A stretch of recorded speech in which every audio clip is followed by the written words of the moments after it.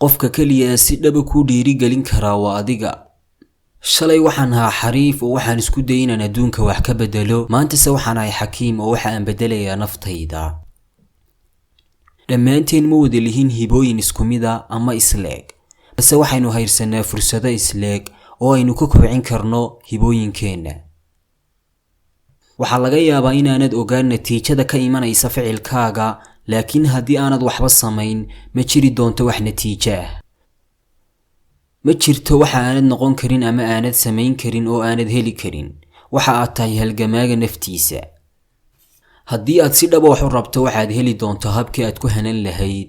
haddii aad si dhab u rabinna waxaad heli doontaa cudurdaar.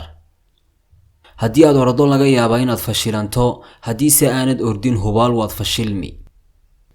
dhammaystirku ma aha wax la gaari karo, laakiin haddii aynu oriyno dhammaystir waxaynu gaari karnaa heer sare.